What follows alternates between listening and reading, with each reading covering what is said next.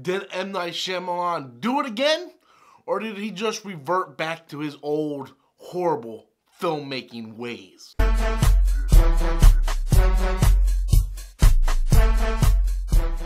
Hello everybody, I'm Robert Storms. Welcome back to the channel once again. Glass. So this was a highly anticipated third chapter of the Unbreakable trilogy. I call it the Unbreakable trilogy. Split was basically an Unbreakable sequel, not a spin-off. It was a sequel. And it was the second chapter of the Unbreakable story in which he told back in, like 99, 2000. So Glass was very much anticipated by a lot of people. We all know that the Rotten Tomatoes score was not good. And I told everybody in my video that I did about that about a week ago, like, don't go by the Rotten Tomatoes score. You can't go by that. If it's at like a 40%, that means 4 out of every 10 critics recommends the movie. That's all that really means. You can't go by that score at all. In fact, if you're anything like me, I avoided reviews 2 weeks ahead of time. Like, I don't know why they're releasing reviews 2 weeks ahead of time before the release of this movie, where I just avoided all reviews. And I'm really glad that I did that because I actually really enjoyed this movie. There was some things that actually went down at the end of this film that I'm not going to spoil for anybody. But I wouldn't necessarily call them twists. Like, the big thing with M. Night Shyamalan is, oh, what's the twist going to be? There's so many twists. What's going on? He always does this twist that affects the entire way you see the movie the second time. And there was no twist at the end of this movie.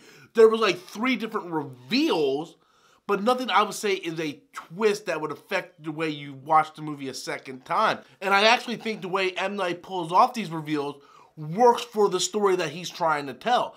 In a world now where there's so many superhero movies coming out every single year, it was nice to see M. Night Shyamalan do something in the superhero world that we haven't really necessarily seen in other movies yet.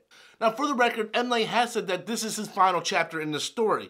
I would love to see if he continues somehow. I would love to see where he takes the characters moving forward.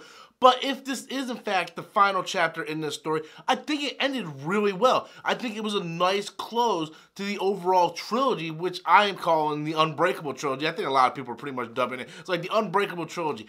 And I think it's a great ending. I definitely felt emotion, tears at the end of this film, and there was a lot of stuff that I really enjoyed. There was laughter, there was, action, there was suspense, drama, emotion. Everything was in this movie, and I think M. Night really balanced that really well. This could have easily went wrong. But I think with the great story and the performances of Bruce Willis, Sam Jackson, and James McAvoy really propelled this movie to make it as good as it is. Because Bruce Willis came in, he delivered.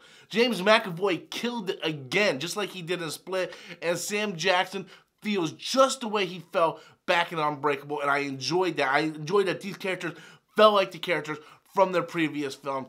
I'm telling you right now, guys, if you want to go see this movie, don't let any reviews, scare you away from going to see the movie. If you want to go see the movie, go see the movie. I saw the Rotten Tomatoes score. That didn't scare me away. I'm like, man, I'm going to go see this movie for myself. And I actually really enjoyed this movie a lot. But that's just my opinion. I want to know what you guys think. Be sure to leave your comments in the comment box below. Until next time, as always, I'm Robert Storms, and that's my opinion.